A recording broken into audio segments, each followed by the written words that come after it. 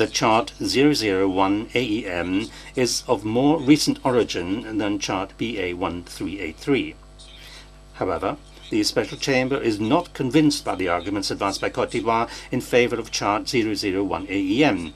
It does not question that this chart was prepared on the basis of topographical surveys of the entire Côte d'Ivoire coast at the end of 2014, and that therefore it may reflect the most recent data concerning that coast. But it is evident from the facts advanced by Côte d'Ivoire that no such topographical survey had been undertaken on the coast of Ghana. Instead, Chart 001 AEM relied, as far as the coast of Ghana is concerned, on recent high-resolution satellite images whose reliability is questioned by Ghana.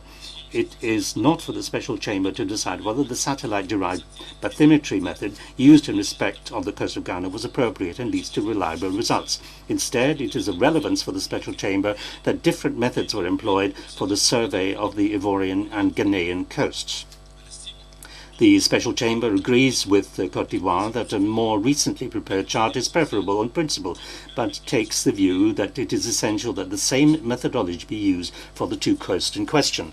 Finally, it is of relevance that, in the view of the Special Chamber, charts BA1383 and SHOM 7786 were used by both parties until at least 2014. This common use of the charts may not have amounted to an agreement that those charts alone had to be used, as is claimed by Ghana. However, this practice is indicative of the parties' common confidence in the reliability of these charts, a factor which the Special Chamber cannot ignore. The Special Chamber will use charts BA1383, SHOM 7786 as a basis for its considerations and for its decision concerning the delimitation of the territorial seas, the exclusive continental economic zones, and the continental shelves within and beyond 200 nautical miles of both parties. The starting point of the maritime boundary. The Special Chamber notes that although the parties agree on the position of the land maritime terminus, they disagree on the starting point of their maritime boundary. The Special Chamber notes that the parties agree on the last land boundary post, the land boundary terminus BP 55, as being situated at 5 degrees 5 minutes 28.4 seconds north, 3 degrees 6 minutes 21.8 seconds west. The Special Chamber notes, however, that the parties disagree as to how to connect that land boundary terminus to a point at the low water line, which would constitute the beginning of the maritime boundary between the two parties. Whereas Ghana proposes to choose a point at the low water line, which is nearest to BP 55, Côte d'Ivoire suggests extending the direction of the land boundary between BP 54 via BP 55 until it reaches the low water line at Omega Point. The positions for the points suggested by Ghana and by Côte d'Ivoire, respectively, are approximately 42 meters apart. The Special Chamber notes that according to chart BA1383, Point Omega is not situated at the low water line. The Special Chamber has examined the relevant boundary treaty between the United Kingdom and France of 1905. However, that treaty does not give a clear indication as to how the starting point of the maritime boundary at the low water line should be defined. The examination of the two starting points for the maritime boundary, as suggested by the parties, leads to the conclusion that their impact on the orientation of any equidistance line is minimal within 12 nautical miles of the coast and non-existent as far as the delimitation of the exclusive economic zone and the continental shelf is concerned. The Special Chamber is not convinced by the argument advanced by Ghana that it would be logical to choose a line from BP 55 to the nearest point at the low water line. In the view of the Special Chamber, a more accurate reflection of the intentions of the parties to the above treaty would be to follow the course of the land boundary over 55 BP until it reaches the low water line. By comparison, following the decision of Ghana would mean creating a new turning point at the boundary at BP 55, which have no basis in the 1905 boundary treaty between the United Kingdom and France. When referring to the low water line in this context, the Special Chamber has to indicate that on chart BA1383, the low water line on the coast of Ghana and Côte d'Ivoire can be seen only in some places, since it is too close to the coastline. Therefore, where required to use the low water line, the Special Chamber was guided by the coastline. On the basis of the above consideration, the Special Chamber decides in favor of extending the direction of the land boundary from BP 54 to BP 55 until it reaches the low water line. The Special Chamber will accordingly use this point as the starting point for the maritime boundary.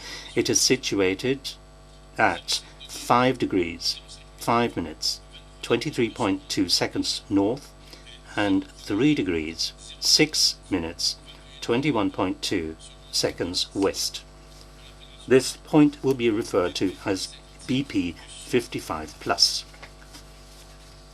The provisional equidistance line. The Special Chamber notes that the two parties agree in principle on the three-stage approach as developed in international jurisprudence.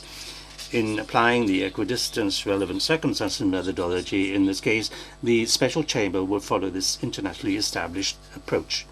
Relevant coasts. The first step in the construction of the provisional equidistance line is to identify the parties' coasts of which the seaward projection overlaps, to which the Special Chamber will now proceed. The Special Chamber takes the view that since there is only one continental shelf, it does not see a basis for distinguishing between projections within 200 nautical miles and those beyond.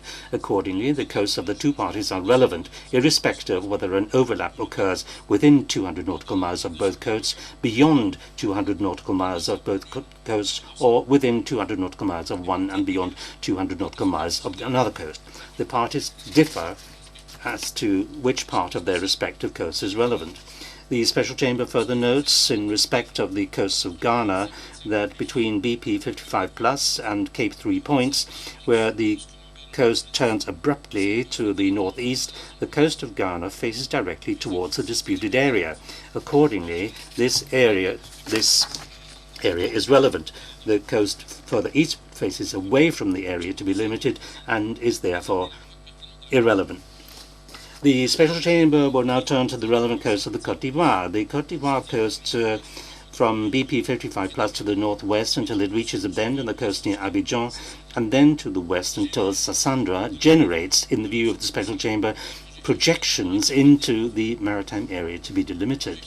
The projections of this part of the coast of Côte d'Ivoire overlap with projections of the Ghanaian coast, and accordingly this is part of the Ivorian coast and is relevant. As far as the coast between Sassandra and the boundary with Liberia is concerned, the Special Chamber is of the view that this part of the coast of Côte d'Ivoire does not have a projection to the area in a way that overlaps with the disputed area. The Special Chamber concludes that the relevant coasts are on Ghana's side from BP 55+ to Cape 3 Points, and on Côte d'Ivoire's side from BP 55+ to Sassandra. The length of the relevant Ghanaian coast is approximately 139 kilometers, and that of Côte d'Ivoire is approximately 352 kilometers. The Special Chamber notes that the length of the coastline of Ghana and the coastline of Côte d'Ivoire differ from those calculated by the parties. This is due to the technique used in the calculation. The lengths of the relevant coastlines were computed by taking the world vector shoreline data and removing those indentations that would normally be closed by straight baselines. The width of the mouth of each indentation was included, however, that is, the relevant coastline was drawn in such a way as to span each of these indentations. Relevant area. The parties' differing views on the extent of the relevant area have their basis in the differing views concerning the relevant coasts. In the east, the relevant area is, in the view of the Special Chamber, delimited by a line running due south, starting from Cape 3 Points, until it reaches the outer limits of the continental shelf of Ghana. The Special Chamber takes the view that in the west, the relevant area is delimited by a line running due south, starting from Sassandra, until it reaches the outer limits of the continental shelf, as claimed by Côte d'Ivoire in its submission to the CLCS. In the south, the relevant area is determined by the outer limits of the continental shelf of Ghana and those of the continental shelf claimed by Côte d'Ivoire.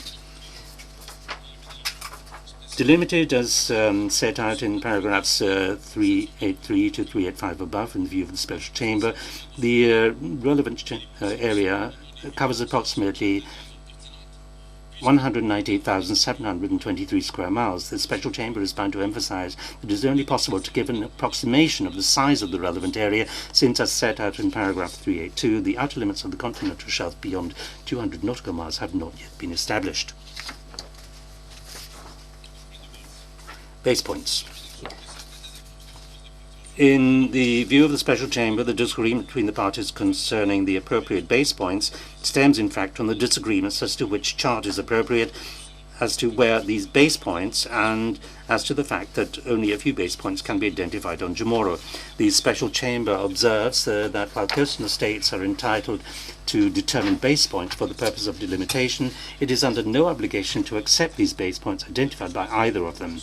It may select its own base points on the basis of the geographic particularities of the coast under consideration.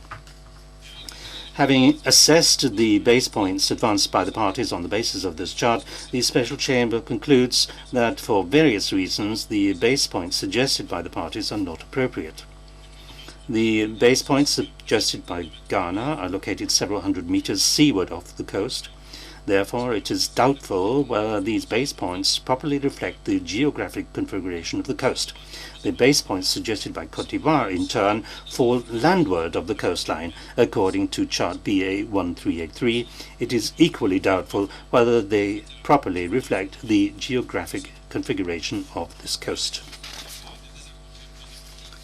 In light of the circumstances of the case and the disagreement between the parties, the Special Chamber has selected base points for the construction of the Provisional equidistance line. The Special Chamber identifies base points from BA 1383 by redigitizing the coastline in the relevant location and then using the digitized coastline from both states to compute the equidistance line, identifying the relevant base points along each coastline. The method applied produced a high number of base points, some of which were close to each other. Therefore, the number of base points on each side of the land boundary terminus was reduced by using for each party only the base points furthest and nearest to the land boundary terminus and the ones in the middle. These base points are indicated in paragraph 399 of the judgment. The Special Chamber finds that there are sufficient to establish the Provisional equidistance line until it reaches the outer limits of the continental shelf beyond 200 nautical miles. On the basis of these points, a simplified Provisional equidistance line was established. This line starts at BP 55+ and is defined by the turning points at which the direction of the line changes and which are connected by geodetic lines. The coordinates of the turning points are indicated in paragraph 401 of this judgment. From turning point F, such simplified Provisional equidistance line continues as a geodetic line starting at an azimuth of 191 degrees, 38 minutes, 6.7 seconds, until it reaches the outer limits of the continental shelf beyond 200 nautical miles. Relevant circumstances. In general, the Special Chamber will now turn in the second stage of the established three-stage approach recognized by international jurisprudence on maritime delimitation and agreed upon in principle by the two parties, to the question as to whether relevant circumstances requiring an adjustment of the Provisional equidistance line established above exist. Both parties have invoked the existence of relevant circumstances while arguing against the relevant circumstances invoked by the other side. The Special Chamber notes that the two parties argue that the Provisional equidistance line should be adjusted on account of the prevailing relevant circumstances. It takes notice of international jurisprudence which has dealt with and identified relevant circumstances. Before the Special Chamber turns to the arguments advanced, however, some general remarks on relevant circumstances are called for in view of the particularities of this case. The overarching objective of maritime delimitation, as set out in Articles 74 and 83 of the Convention, is to achieve an equitable solution. The Special Chamber is aware of the international jurisprudence which has been developed as to which circumstances may be considered relevant. This international jurisprudence has also established the purpose and the limits of the adjustment of the provisional equidistance line. Further to and following the jurisprudence of the ICJ, the Special Chamber emphasizes that while being aware of any delimitation may result in some refashioning of nature, that delimitation must not completely refashion geography or compensate for the inequalities of nature. Concavity, convexity.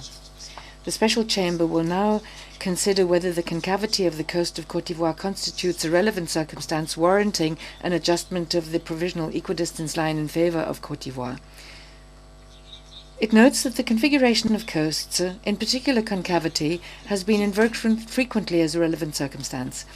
The Special Chamber further notes the common view in international jurisprudence that concavity as such does not necessarily constitute a relevant circumstance requiring adjustment of the provisional equidistance line. In this respect, the Special Chamber recalls the judgment of the Tribunal in delimitation of the maritime boundary in the Bay of Bengal, Bangladesh, Myanmar. In the view of the Special Chamber, one of the decisive questions on which the parties differ is what is to be considered a cut-off effect requiring the adjustment of the provisional equidistance line. The Special Chamber considers that the existence of a cut-off effect should be established on an objective basis, and that the decision as to the existence of a cut-off effect must take into account the relevant area in which competing claims have been made. The Special Chamber accepts that the coast of Côte d'Ivoire is concave, although such concavity is not as pronounced as in, for example, the case of the Bay of Bengal. The Special Chamber also acknowledges that the coast of Ghana is convex, which enhances the effect of the concavity of the coast of Côte d'Ivoire. Owing to this concavity, combined with the convexity of the coast of Ghana, some cut-off effect exists to the detriment of Côte d'Ivoire. Such a cut-off effect only affects the projection of the Côte d'Ivoire's coast east of Abidjan, and this cut-off only comes into being 163 nautical miles from base point 55 plus. The seaward projection of the relevant coast of Côte d'Ivoire from Abidjan to Sassandra, however, extends beyond 200 nautical miles as claimed by Côte d'Ivoire. The Special Chamber would like to point out that the adjusting of a provisional equidistance line for the benefit of Côte d'Ivoire and to the detriment of Ghana would in fact cut off the seaward projection of the coast of Ghana. The Special Chamber, while bearing in mind that the cut-off effect to the detriment of Côte d'Ivoire is in itself not so significant as to require adjustment of the provisional equidistance line, it will not ascertain whether other reasons might require an adjustment to be made as sought by Côte d'Ivoire. The Special Chamber does not consider convincing Côte d'Ivoire's argument that access to the port of Abidjan would be cut off if the provisional equidistance line were not adjusted. As already established beforehand, the cut-off effect only comes into being at a distance of approximately 163 nautical miles from base point 55 plus along the provisional equidistance line. The Special Chamber would like to point out that freedom of navigation is guaranteed in the exclusive economic zone by Article 58, paragraph 1 of the Convention. Taking this into account, in the view of the Special Chamber, Côte d'Ivoire has not substantiated its concern that ships heading for the port of Abidjan would face restrictions when parting through the exclusive economic zone of Ghana. Substantiating an argument of the provisional equidistance line would have needed greater justification than merely raising a concern in general terms. The geography of Jomoro. The Special Chamber does not accept the geography of Jomoro as constituting a relevant circumstance warranting the adjustment of the provisional equidistance line. Jomoro is part of the territory of Ghana, which the Côte d'Ivoire does not deny and cannot be isolated from the rest of land territory of Ghana as a whole. the graphical particularity of Chamorro does not justify treating it as an island on the wrong side of an equidistance line or a peninsula protruding into the sea. Moreover, the Special Chamber notes that part of the relevant coast of Côte d'Ivoire west of BP 55 has the same geographical characteristics as Chamorro, likewise being separated from the mainland by a lagoon. Ultimately, in the view of the Special Chamber, the two areas should be treated alike, namely as part of the land territory of the state concerned. Furthermore, the Special Chamber is not convinced by the argument advanced by Côte d'Ivoire that having base points on Chamorro constitutes a relevant circumstance. As indicated beforehand, Chamorro cannot be isolated from the land territory as a whole. Furthermore, as the Special Chamber established beforehand, identifying base points in the area of Chamorro is sufficient to guide the direction of the provisional equidistance line until it reaches the outer limit of Ghana's continental shelf beyond 200 nautical miles. Location of resources. The Special Chamber will deal first with factual arguments advanced by Côte d'Ivoire and contested by Ghana, and second with assessment of the relevant international jurisprudence. The Special Chamber is not sure whether it is factually correct to say that Ghana is able to lay claim to the majority of oil fields discovered in the relevant area. These doubts are further accentuated by the fact that most of the relevant area belongs to the Ivorian Basin, whose potential for exploitation of hydrocarbon resources is not yet fully clear. In the view of the Special Chamber, this is not a decisive point. If Côte d'Ivoire were correct in its statement that a particular geological history resulted in exceptional concentration of hydrocarbon resources in the Tano Basin, the Special Chamber would be bound to reiterate that the process of delimiting maritime zones is not meant to refashion nature. In assessment of international jurisprudence, the Special Chamber wishes to emphasize that such jurisprudence, at least in principle, favors maritime delimitation which is based on geographical considerations. Only in extreme situations, in the words of the ICJ, in the Gulf of Maine case, if the envisaged delimitation was likely to entail catastrophic repercussions for the livelihood and economic well-being of the population of the countries concerned.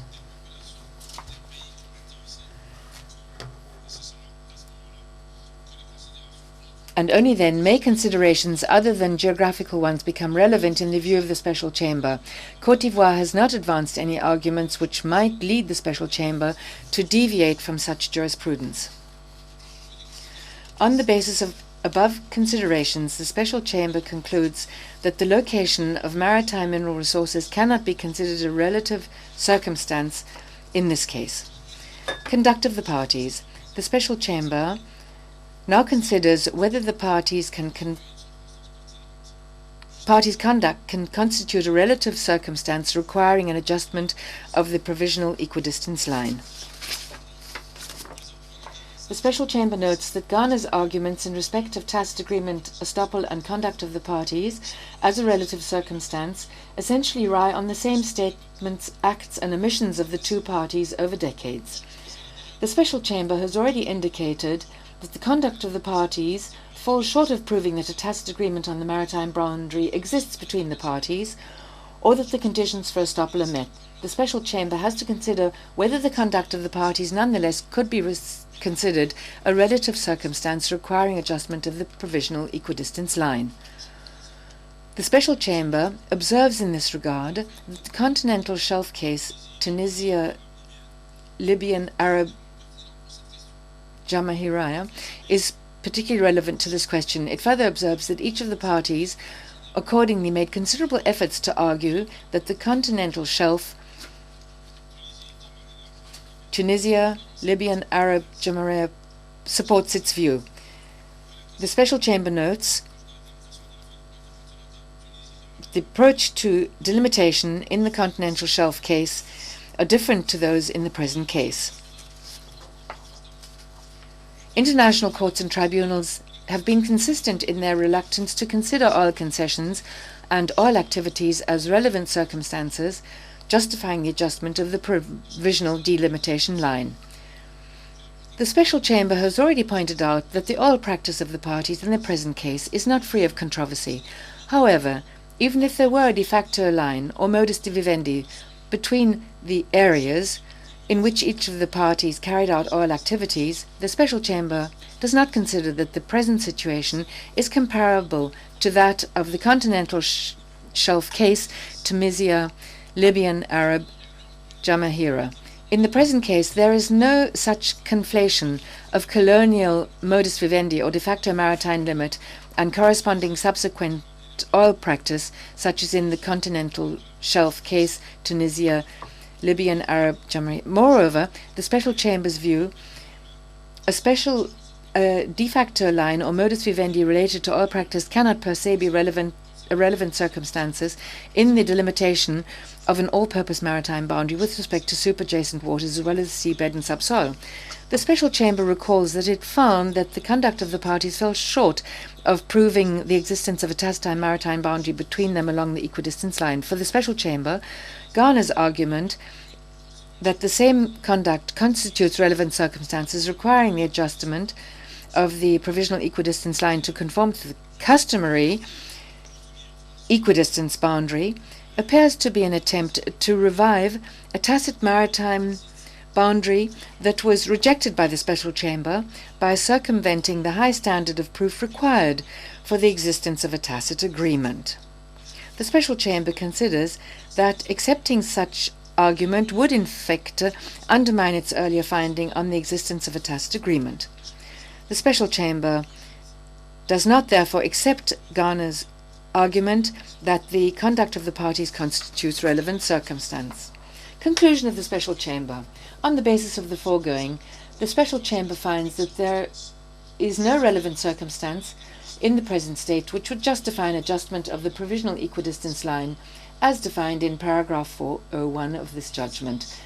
Accordingly, the delimitation line for the territorial sea, the exclusive economic zone and the continental shelf within 200 nautical miles starts at BPE 55 plus and is defined by turning points A, B, C, D, E, F with the coordinates set out in paragraph 401 and connected by geodetic lines. From turning point F, the delimitation line continues as a geodetic line starting at an azimuth, the coordinates of which are in paragraph 401, until it reaches a point which is located 200 nautical miles from the baselines from which the breadth of the territorial seas of the parties is measured. Delimitation of the continental shelf beyond 200 nautical miles. Jurisdiction of the Special Chamber. Admissibility. The Special Chamber notes that the parties agree that the Special Chamber has jurisdiction to decide on the delimitation of the continental shelf beyond 200 nautical miles between them. Nevertheless, the Special Chamber has to decide on its jurisdiction proprio motu and whether the submissions of the parties concerning the continental shelf beyond 200 nautical miles are admissible. The Special Chamber emphasizes that there is in law only a single continental shelf rather than an inner continental shelf and a separate extended or outer continental shelf. The Special Chamber can delimit the continental shelf beyond 200 nautical miles only if such a continental shelf exists. There is no doubt about this in this case. Before the Special Chamber, Ghana has already completed the procedure before the CLCS. Côte d'Ivoire has made its submissions to the CLCS, and although as yet the latter has not yet issued any recommendation, the Special Chamber has no doubt that the continental shelf beyond 200 nautical miles exists for Côte d'Ivoire, since its geographical situation is identical to that of Ghana, for which affirmative recommendation exists. The Special Chamber will now turn to the question as to whether the submissions on the delimitation of the continental shelf are admissible, or whether, in reaching a decision, the Special Chamber would interfere with the competence of the CLCS.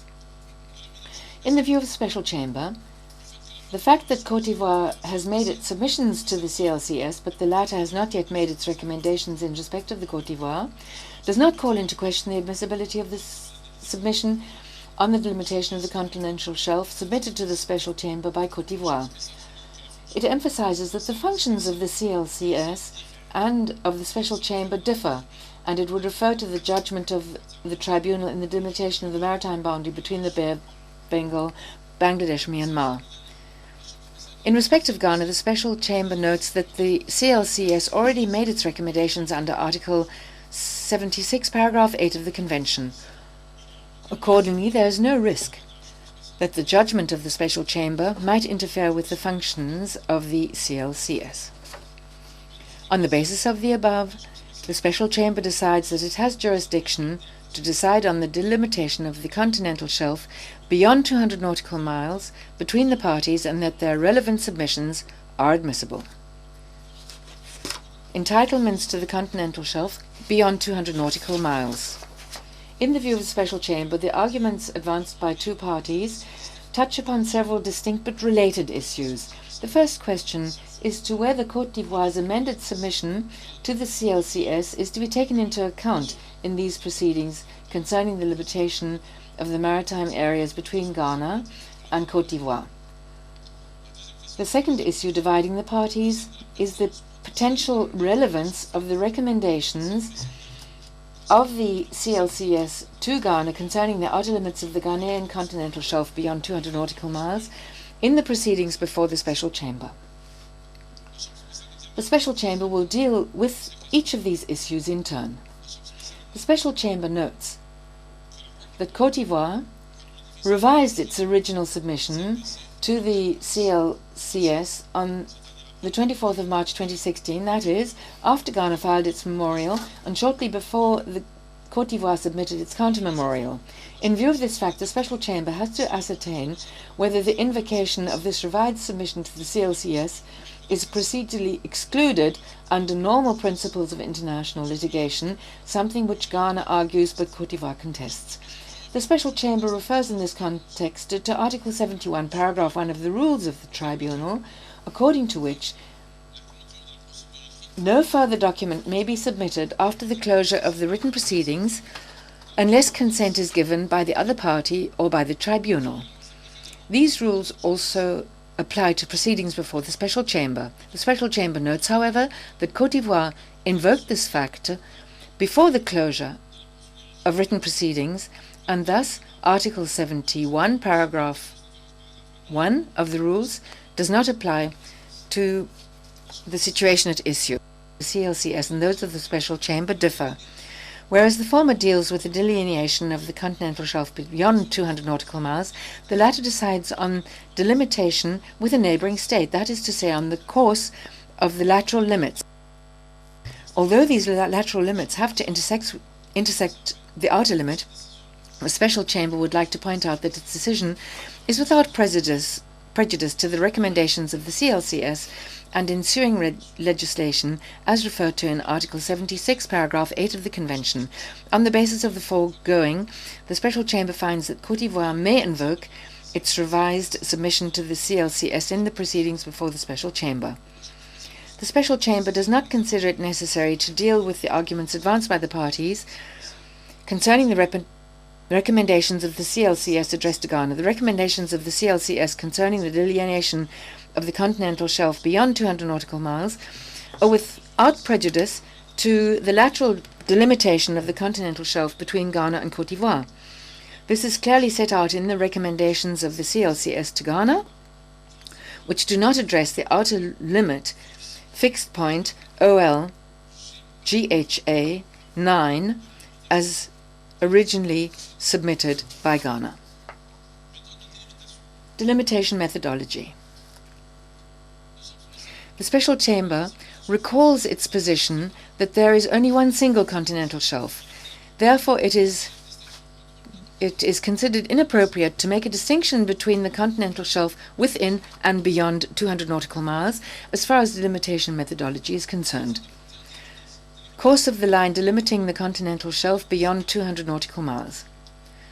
For the reasons set out above, the delimitation line for the territorial sea, the exclusive economic zone, and the continental shelf within 200 nautical miles, as referred to in Article 481, continues in the same direction until it reaches the outer limits of the continental shelf. Disproportionality test. The third stage in applying the equidistance relevant circumstances methodology requires the verification that the delimitation line constructed by application of the first two stages of this methodology does not lead to an inequitable result owing to a marked disproportion between the ratio of the respective coastal lengths and the ratio of the relevant maritime area allocated to each party. In this respect, the Special Chamber follows the approach of the International Court of Justice in maritime delimitation in the Black Sea, Romania, Ukraine, which was also adopted in the judgment of the tribunal in the dispute concerning delimitation of the maritime boundary Bay of Bengal, Bangladesh, Myanmar.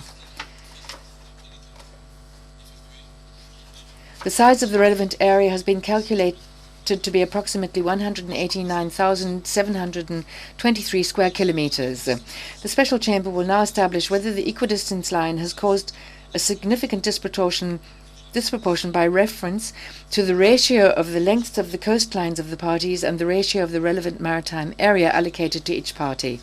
The length of the relevant Ghanaian coast is 139 kilometers, and that of Côte d'Ivoire, 352 kilometers. The ratio of the length of the relevant coasts of the parties is approximately 1 to 2.53 in favor of Côte d'Ivoire. The Special Chamber notes that its delimitation line allocates approximately 65,881 square kilometers to Ghana and 132,842 square kilometers to Côte d'Ivoire. The ratio of the allocated areas is approximately 1 to 2.02 in favor of Côte d'Ivoire. The Special Chamber finds that this ratio does not lead to any significant disproportion in the allocation of maritime areas to the parties relative to the respective lengths of their relevant coasts. The Special Chamber concludes that, taking into account all the circumstances of the present case, the result achieved by the application of the delimitation line adopted in paragraphs 481 to 527 of the judgment does not entail such disproportionality as to create an inequitable result. Conclusion on delimitation. One single maritime boundary for the territorial sea, the exclusive economic zone, and the continental shelf, within and beyond 200 nautical miles, starts at BP 55 plus, with the coordinates and the defining points A, B, C, D, E, and F, with the coordinates set out in paragraph 41 and connected by geodetic lines. From turning point F, the single maritime boundary continues as a geodetic line starting at an azimuth of 191 degrees, 38 minutes, 6.7 seconds, until it reaches the outer limits of the continental shelf. I now come to international responsibility of Ghana. Côte d'Ivoire submits that Ghana's conduct in the disputed part of the continental shelf violated international law, the Convention, and the order for the prescription of provisional measures of the 25th of April 2015. In response, Ghana submits that the allegations made by Côte d'Ivoire are unfounded, emphasizing that it acted in compliance with international law at all times and complied faithfully with the order of the Special Chamber of the 25th of April 2015. Jurisdiction of the Special Chamber to decide on international responsibility of Ghana. Before deciding on international responsibility, the Special Chamber has to ascertain that it has jurisdiction to entertain the claim invoking Ghana's international responsibility. The Special Chamber notes that Ghana does not question the Special Chamber's jurisdiction to decide on the claims of Côte d'Ivoire concerning Ghana's alleged international responsibility. Considering that jurisdiction is the very basis of its judicial functions, the Special Chamber holds that it has to ascertain its jurisdiction proprio motu, although such jurisdiction has not been disputed by Ghana. The Special Chamber will first ascertain whether the Special Agreement of the 3rd of December 2014 provides jurisdiction to decide on claims for international responsibility in this case. The Special Chamber would like to underline at the outset that jurisdiction to adjudicate over alleged violation of the provisional measures subscribed in its order of the 25th of April 2015 belongs to the inherent competence of the tribunal. See final submission number 3 of Côte d'Ivoire. Accordingly, The question as to whether the Special Chamber has jurisdiction to decide on the international responsibility of Ghana arises only in respect of the final submission number 2 of Côte d'Ivoire. The Special Chamber notes that in the special agreement, the parties recorded, and I quote, their agreement to submit to a Special Chamber of the International Tribunal of the Law of the Sea the dispute concerning the limitation of the maritime boundary in the Atlantic Ocean. End of quote. Thus describing, and at the same time limiting the scope of the dispute, the minute of consultations agreed between Ghana and the Côte d'Ivoire of the 3rd of December 2014 described the scope of the dispute in identical terms. The first question to be decided is whether the words dispute concerning the limitation of the maritime boundary in the Atlantic Ocean also embrace a dispute on international responsibility deriving from hydrocarbon activities in the disputed area. The Special Chamber concedes that the word concerning may be understood to include within the scope of the dispute other issues which are not part of delimitation but are closely related thereto. It is evident that the dispute between Ghana and Côte d'Ivoire on international responsibility rose out of the delimitation dispute between them. However, in the view of the Special Chamber, it would stretch the meaning of the words dispute concerning the limitation of their maritime boundary too much to interpret in such a way that it included a dispute on international responsibility. On the basis of these considerations, the Special Chamber concludes that its jurisdiction to decide on final submission number 2 of the Côte d'Ivoire concerning alleged international responsibility of Ghana is not covered by the special agreement by which the dispute concerning delimitation was submitted to it. Therefore, the Special Chamber will now ascertain whether the parties, following introduction of the proceedings, have implied by their conduct in the pleadings on the merits that they accepted the jurisdiction of the Special Chamber to deal with the claim concerning Ghana's international responsibility. International jurisdiction has accepted that the jurisdiction of an international court or tribunal may be broadened by the conduct of the parties in the proceedings forum prorogatum.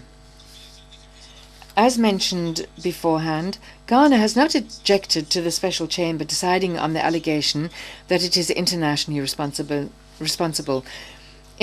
On the contrary, in its reply, as well as at the hearing, Ghana argued against the claim made by Côte d'Ivoire.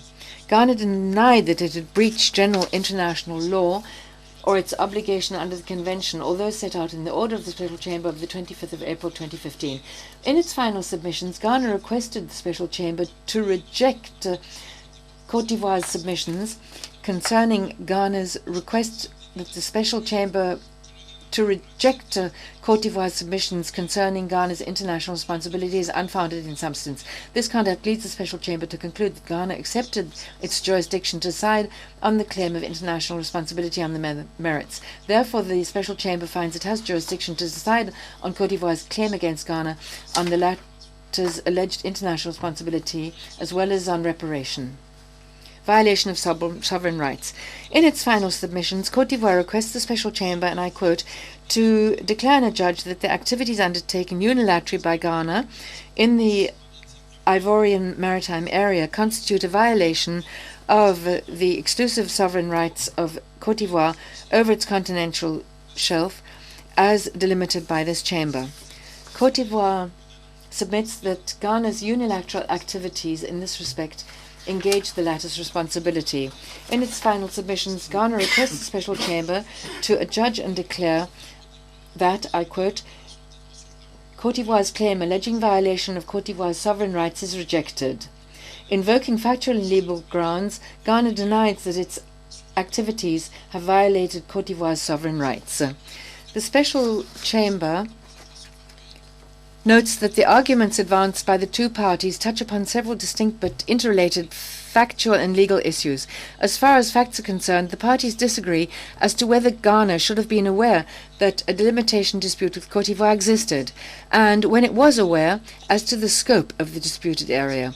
The parties further disagree about the legal consequences of such knowledge. Although the parties agree on the nature of the rights of coastal states in respect of the continental shelf off their coast, they disagree about the consequences to be drawn therefrom.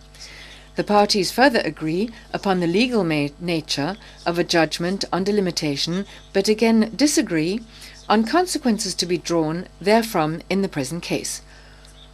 Finally, the parties disagree on the manner in which the compensation claim should be calculated. The Special Chamber will deal with each of these issues in turn as necessary.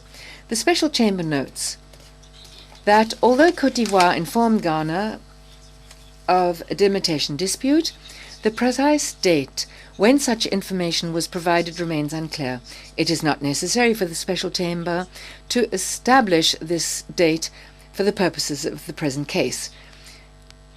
The Special Chamber also notes that it is not necessary to establish this date for the purposes of the special case. The Special Chamber also notes that over time, Côte d'Ivoire suggested different methods of delimitation, the consequences of which was that the scope of the maritime area under dispute differed for each of the proposals. In February 2009, Côte d'Ivoire proposed a delimitation based on a meridian. In May 2010, it proposed a different meridian, and in November 2011, Côte d'Ivoire changed its position and advocated the application of the angle bisector method.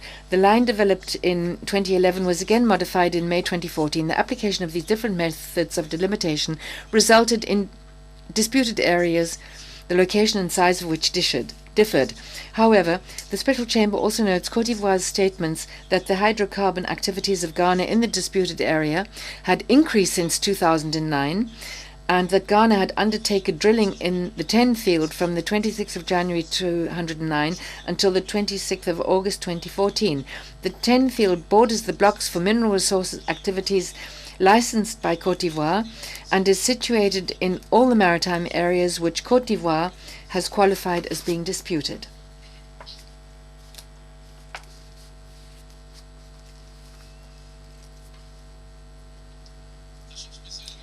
Therefore, the Special Chamber is of the view that Ghana, when carrying out hydrocarbon activities in the 10 field, was or should have been aware that such activities were taking place in an area also claimed by Côte d'Ivoire.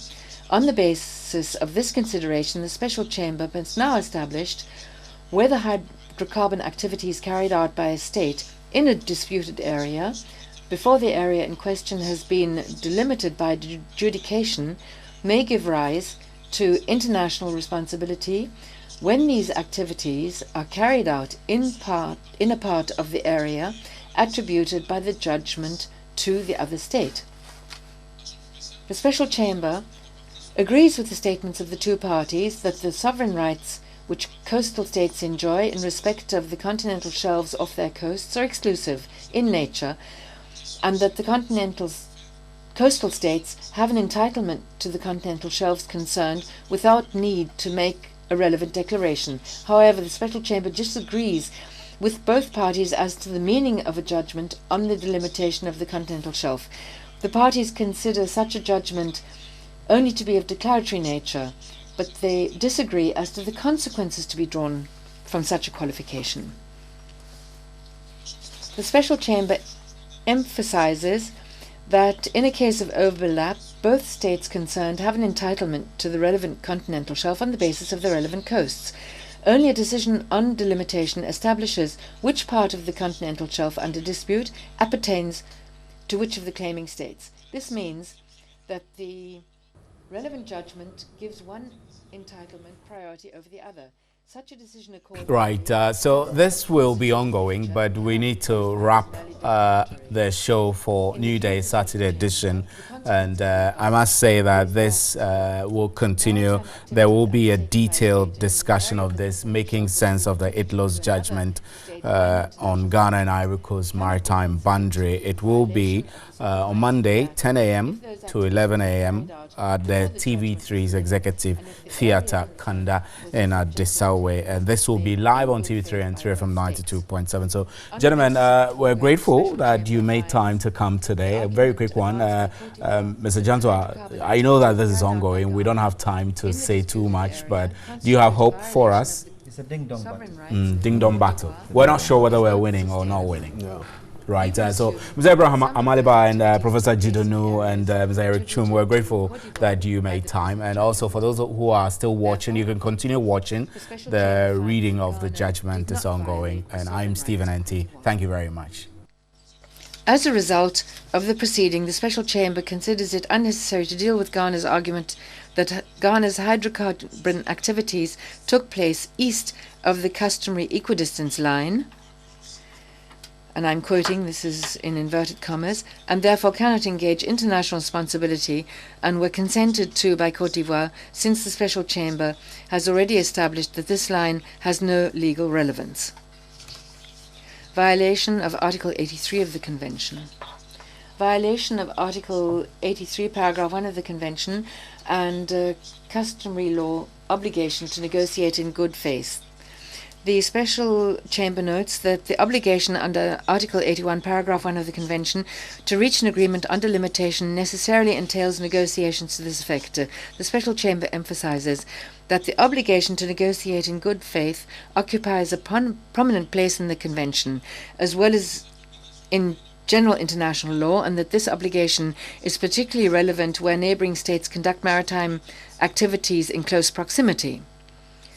The Special Chamber notes, however, that the obligation to negotiate in good faith is an obligation of conduct and not one of result. Therefore, a violation of this obligation cannot be based only upon the result expected by one side not being achieved. Negotiations took place between Ghana and Côte d'Ivoire over 6 years, with 10 meetings between 2008 and 2014.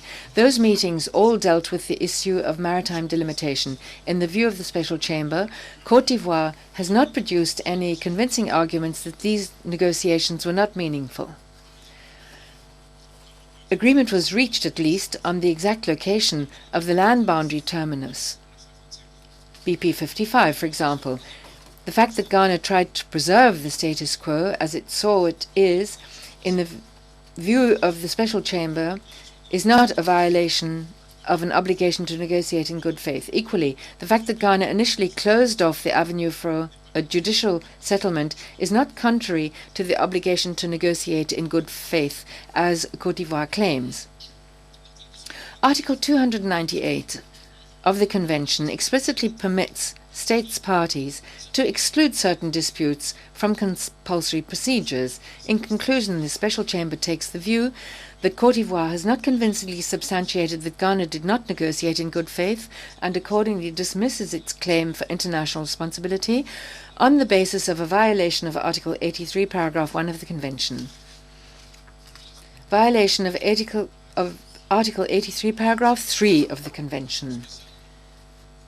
The Special Chamber notes that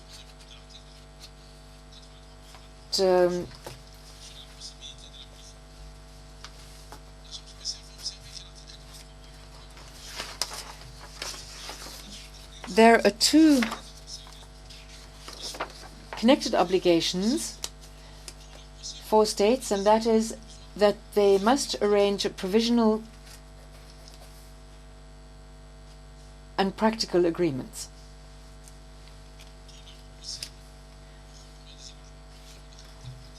The Special Chamber notes that Article 83, Paragraph 3 of the Convention contains two interlinked obligations for states concerned, namely to make every effort to enter into provisional agreements of practical nature, and during this transitional period not to jeopardize or hamper the reaching of a final agreement. The Special Chamber would like to point out that the first of the two obligations under Article 83, Paragraph 3 of the Convention constitutes an obligation of conduct, as evinced by the words, shall make every effort. The obligation is designed to promote interim regimes of a practical nature, pending final delimitation. The wording of this obligation, in the view of the Special Chamber, clearly indicates that it does not amount to an obligation to reach an agreement on provisional arrangements.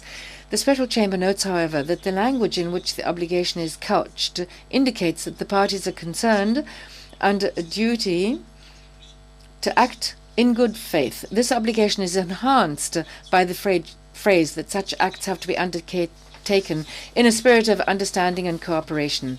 As far as the case before it is concerned, the Special Chamber notes that Côte d'Ivoire did not request Ghana to enter into provisional arrangements. Côte d'Ivoire only requested Ghana to refrain from conducting its hydrocarbon activities. As has already been stated, the Special Chamber held that Côte d'Ivoire did not substantiate its claim that Ghana did not act in good faith. In the view of the Special Chamber, it would have been for Côte d'Ivoire to propose the establishment of provisional arrangements of a practical nature and thus to trigger the requisite negotiations. This was all the more necessary since Ghana's hydrocarbon activities had continued over several years. Although the Special Chamber holds that this practice was not acquiesced to by Côte d'Ivoire, it nevertheless is a fact to be taken into account when assessing the relationship between the two parties. Not having requested Ghana to enter into negotiations on provisional arrangements of a practical nature bars Côte d'Ivoire from claiming that Ghana has violated its obligations to negotiate on such arrangements. The Special Chamber will now turn to the second obligation under Article 83, Paragraph 3 of the Convention, namely, and I quote, during this transitional period, not to jeopardize or hamper the reaching of the final agreement, end of quote. In its view, in interpreting the obligation not to jeopardize or hamper the reaching of a final agreement, account has to be taken of Article 83, Paragraph 3 of the Convention as a whole.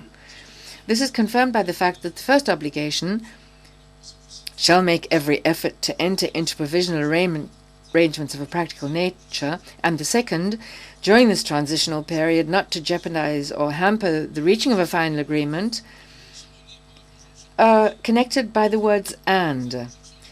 This is not without relevance. This means, in view of the Special Chamber, that the two obligations are connected. The introductory words to the effect that the states concerned have to act in a spirit of understanding and cooperation applies to both. Consequently, the words shall make every effort also applies to the second obligation, qualifying it as an obligation of conduct too. On that basis, the Special Chamber reads the provision of Article 83, Paragraph 3 of the Convention as follows. The transitional period referred to means the period after the maritime delimitation dispute has been established until a final delimitation agreement or adjudication has been achieved. Article 83, Paragraph 3 covers two situations in this transitional period, namely, the situation where a provisional agreement has been reached, which would regulate the conduct of the parties in the disputed area, and a situation where no such provisional arrangement has been reached. The obligation states encounter in respect of a disputed maritime area for which no provisional agreement exists are described in the words not to jeopardize or hamper the reaching of the final agreement. In interpreting these words, account has to be taken of the general obligation under Article 83, Paragraph 3 of the Convention that in the transitional period states have to act, and I quote, in a spirit of understanding and cooperation. On the basis of the above, it is now for the Special Chamber to decide whether the hydrocarbon activities of Ghana in the disputed maritime area, after realizing that the area was also claimed by Côte d'Ivoire, jeopardized or hampered the reaching of a final agreement as claimed by Côte d'Ivoire. The Special Chamber does not come to this conclusion for two reasons. The Special Chamber takes note of the fact that Ghana finally suspended its activities by implementing its obligations in accordance with the order of the Special Chamber of the 25th of April 2015, namely inter alia, to ensure that no new drilling, either by Ghana or under its control, would take place in the disputed area. It would, however, have been preferable if Ghana had adhered to the request of Côte d'Ivoire earlier to suspend its hydrocarbon activities in that area. Finally, the Special Chamber takes into account that Ghana has undertaken hydrocarbon activities only in the area attributed to it. This is particularly relevant in this case in the light of Paragraph 2, Roman 3 of the final submissions of Côte d'Ivoire, which reads as follows: to declare and adjudge that the activities undertaken unilaterally by Ghana in the Ivorian Maritime area constitute a violation of the obligation not to jeopardize or hamper the conclusion of an agreement as provided for by Article 83, Paragraph 3 of ITLOS. Hence, the activities of Ghana do not meet the qualification of the relevant submission of Côte d'Ivoire, since they did not take place in the Ivorian Maritime area. It is therefore impossible to state that Ghana has undertaken activities which have jeopardized or hampered the conclusion of an agreement as envisaged by Article 83, Paragraph 3 of the Convention.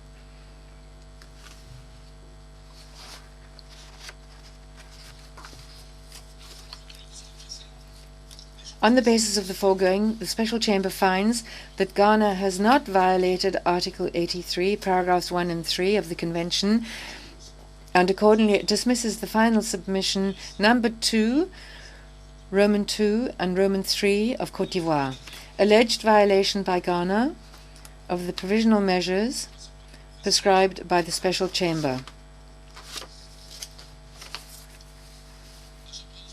The Special Chamber observes that, in its counter memorial, Côte d'Ivoire alleged that Ghana had violated points A, C, and E of the provision of the order of the 25th of April 2015. The Special Chamber notes that in its rejoinder and during the oral proceedings, Côte d'Ivoire did not maintain the argument concerning subparagraph 1c of the operative part of the order. As regarding the provisional measures requiring Ghana to ensure that, and I quote, no new drillings take place in the disputed area, the Special Chamber control in the disputed area. However, it observes that during the oral proceedings, Ghana explained that the only activities it had undertaken were ongoing activities in respect of which drilling had already taken place, and that the purpose of these activities was to ensure the proper production and maintenance of oil deposits. The Special Chamber further notes that Ghana indicated that it had taken the necessary steps in terms of maritime safety in order to protect other users of the sea and of the marine environment.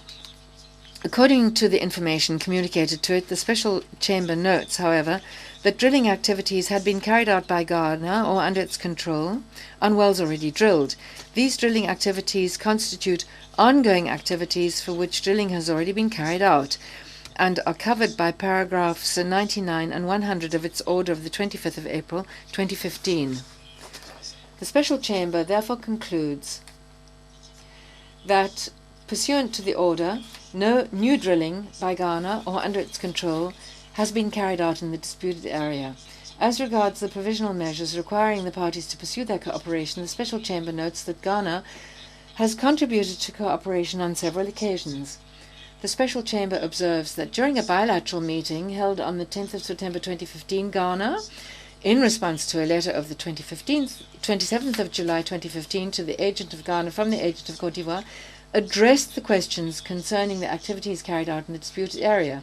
It also observes that, in response to a letter from the President of the Special Chamber sent to the parties on the 23rd of September 2016, on the 14th of October 2016, Ghana presented additional information concerning the activities carried out in the disputed area in accordance with paragraph 108, subparagraph 2 of the order for the prescription of provisional measures dated 25th of April 2015.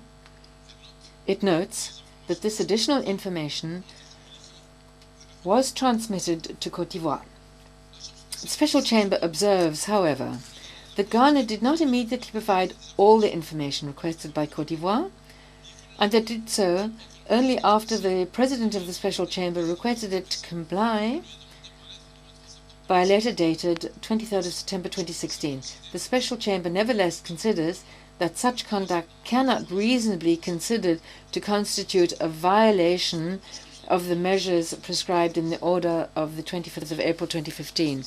Therefore, the Special Chamber is of the opinion that Ghana continued to cooperate and communicated to Côte d'Ivoire the information relating to activities carried out in the disputed area pursuant to the order. In the light of the proceeding, the Special Chamber finds that Ghana did not violate the order of the 25th of April 2015 of the Special Chamber prescribing provisional measures. Conclusion on responsibility. On the basis of preceding considerations, the Special Chamber concludes that none of the activities of Ghana engages its international responsibility. Therefore, the Special Chamber does not need to address the question of reparation. I will now proceed with the operative clauses of the judgment, which I will read in English.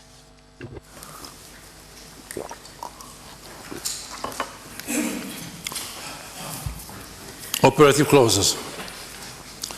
For these reasons, the Special Chamber unanimously finds that it has jurisdiction to delimit the maritime boundary between the parties in the territorial sea, in the exclusive economic zone, and on the continental shelf, both within and beyond 200 nautical miles.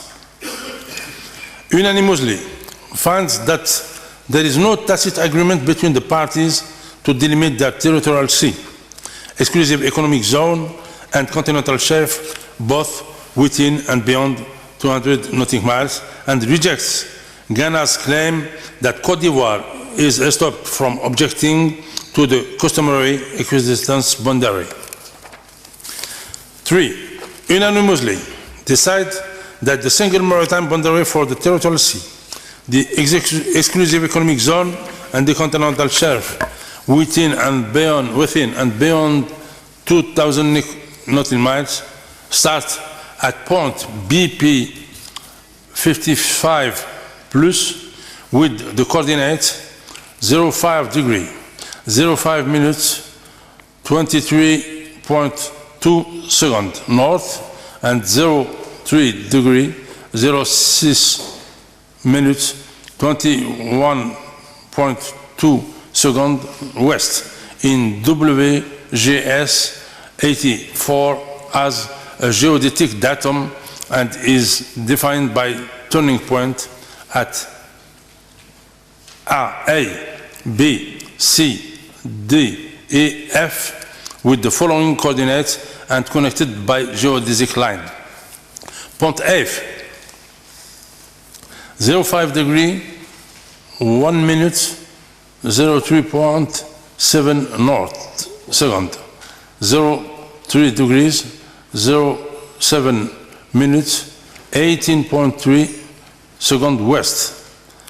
Point B, 04 degrees, 57 minutes, 58.9 degrees north, 02 degrees, 08 minutes, 1.4 second west. Point C, 04 degrees, 26 minutes, 41.6 second north, 03 degrees, 14 minutes, 56.9 second west. Point D, 03 degrees, 12 minutes, 13.5 second north, 03 degrees, 29 minutes, 54.3 second west. Point E, 02 degrees, 59 minutes, 04.8 second north, 02 degrees, 32 minutes, 40.2 second west. Point F, 02 degrees, 40 minutes, 36.4 second north, 03 degree, 26 minutes, 36.4 second west. From turning point F, the single maritime boundary continues at a geodesic line starting at an azimuth of 191 degrees, 38 minutes, 6.7 seconds until it reaches the outer limits of the continental shelf. Point 4, unanimously finds that it has jurisdiction to decide on the claim of Côte d'Ivoire against Ghana on the alleged international responsibility of Ghana. Point 5 unanimously finds that Ghana didn't violate the sovereign rights of Côte d'Ivoire. Unanimously finds that Ghana did not violate Article 83, paragraph 1 and 3 of the Convention. And point 7 finds that Ghana did not violate the provisional measures prescribed by the Special Chamber in its order of 25 April 2015. Done in English and French, both texts being equally authoritative. In the free and Hanseatic city of Hamburg, this 23rd day of September 2017, in 3 copies, one of which will be placed in the archives of the Tribunal and the others transmitted to the government of the Republic of Ghana and the government of the Republic of Côte d'Ivoire, respectively. Judge Peck, availing himself of the right conferred on him by Article 30, paragraph 3 of the Statute of the Tribunal, appends his separate opinion to the judgment of the Special Chamber. Judge Mensah, Judge ad hoc, availing himself of the right conferred on him by Article 30, paragraph 3 of the Statute of the Tribunal, appends his separate opinion to the judgment of the Special Chamber. This closes today's sitting. Before I close the sitting, I would like to express my great thanks to the Ghanaian delegation, to the Ivorian delegation. I would like to thank their respective agents, their co-agents, their counsel, advocates, and technical and legal counselors for the wisdom they have shown and for the spirit of calm and respect and for the elegance with which they have conducted the discussions during these hearings. This has enabled us to do our work, which has concluded in a judgment which has been unanimously approved by the 5 members of the Chamber.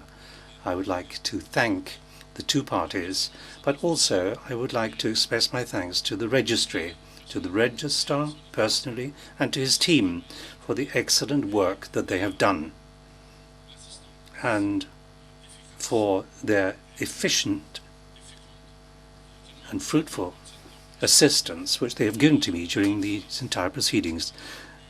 Let me also mention the interpreters. I would like to thank them for their availability and thank them for the quality of the work that they have offered us during these proceedings. I would like to thank all of you. The sitting is closed.